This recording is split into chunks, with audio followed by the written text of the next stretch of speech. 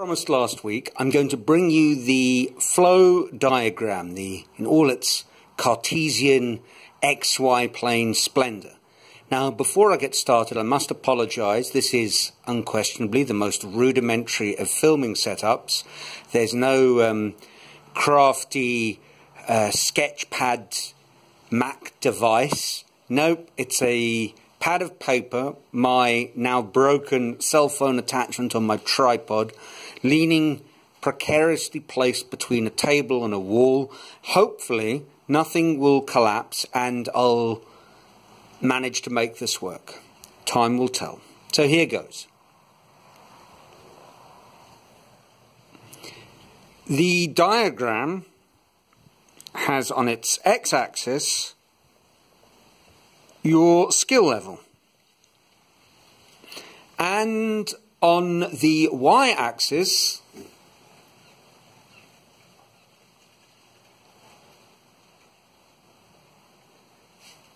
the degree of challenge that the activity poses. Now, I'm going to divide up my paper a little bit, so just bear with me.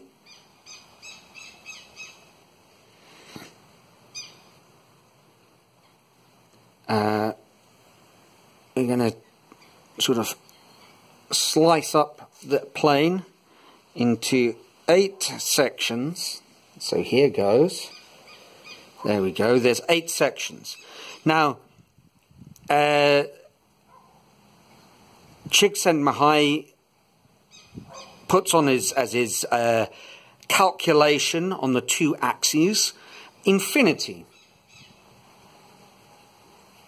So in theory, these are activities where both the degree of difficulty and the challenge that you face can increase indefinitely. And if we're down in this area here, the sort of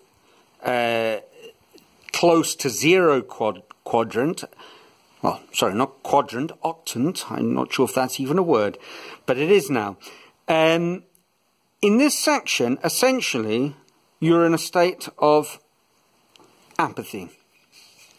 The activity that you're doing poses no challenge at all, and your skill level offers nothing either. So, essentially, you are just plodding along somewhere between a goldfish swimming in its bowl, or perhaps some other sort of creature doing a rudimentary task. So there we go, that's apathy. Its polar opposite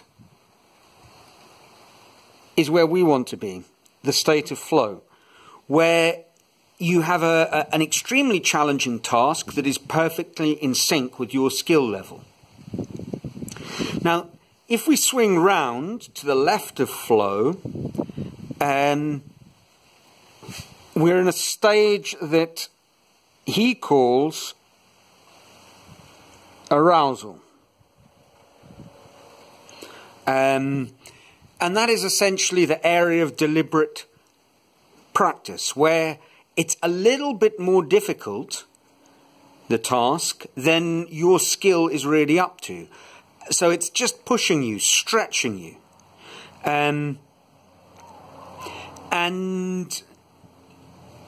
that's obviously where the action really happens, where improvement takes place. And if we keep on swinging round, sort of to the left, as your skill level decreases in relation to the task you face, you go through a phase, first an anxiety phase,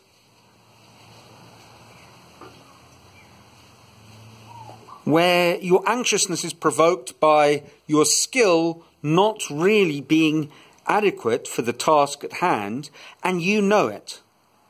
And if we keep on going, closer towards apathy, we hit a point where you're worried, where you don't just suspect that you're not quite up to the task, but you know you're not up to, and you can see yourself sort of floundering or failing. If we moved out from apathy and just increased our skill level a little bit. So it's once again a task that poses no challenge at all.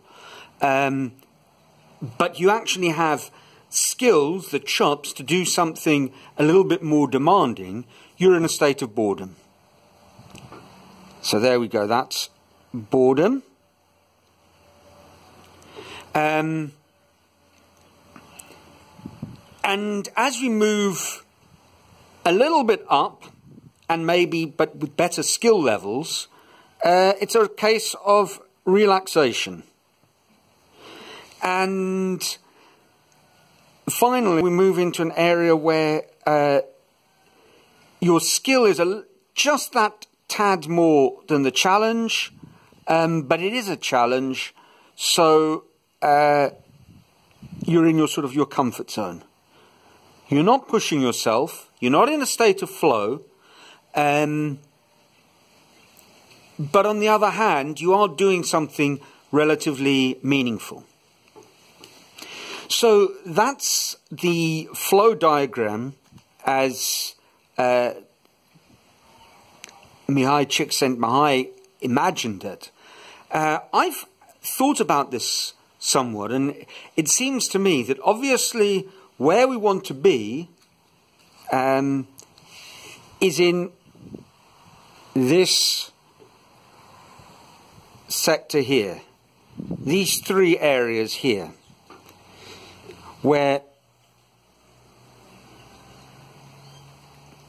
you are dealing with reasonably challenging tasks that vary between in your comfort zone and just beyond your comfort zone, and that sweet spot where you hit flow. Now, obviously, when you're developing skills, as time passes, your own personal skill level is increasing. So what once was a challenging task slowly drifts into your comfort zone. For those of you who drive, I don't drive, I pay drivers. I get distracted too easily, and the only time I did really drive a car, I was involved in a crash with a police vehicle, and that's another story, and one that I'll leave for another talk. But there we go. So, as you develop skills, what once was challenging becomes your comfort zone. And you need to test yourself. You need to sort of swing out into the deeper waters and develop new levels of skill. And the way I kind of imagine this diagram is a sort of spiral where you're progressively spiraling out like this, moving out to onwards and upwards to better places, to more challenging places, and places where your skill develops. Very early on in these chats, I was talking about this idea of Socrates, of a dream that takes just more than a lifetime to achieve. And I think we can understand what he was driving at if we think of this diagram. Because out here, somewhere out in the further extremities, you're aiming, you're shooting for a star, a peak performance, and sort of an unreachable, unattainable level of perfection. And that's what I think this process is all about. You develop skills, move into a state of flow, get comfortable, get itchy feet, push yourself a little bit, develop new skills, get back into that state of flow, and so it goes on. Well, that's his flow diagram explained. I think I'm going to need to look at a replay of this video to see if it makes any sense. You know, obviously this is edit free, so my left hand nervously placed. No, it wasn't nerves, it was trying to stop the paper blowing away. We've got a bit of wind today. That's in camera all the time. I'm not sure if that's a problem. As long as you can read what I've written. I know Comfort sort of drifted off to the right hand side of the page. I'll see if that's a problem. Anyway, I'm going to have a look at this, and if it really is unworkable, well, you'll never know because I'll refilm it. If not, you're just going to have to live with this rather rough and ready approach to bring an idea out there into the netherworld of the internet without the niceties of actually knowing what you're doing or being technically competent. So that's it for this week. Let me know what you think. Until next week, ciao.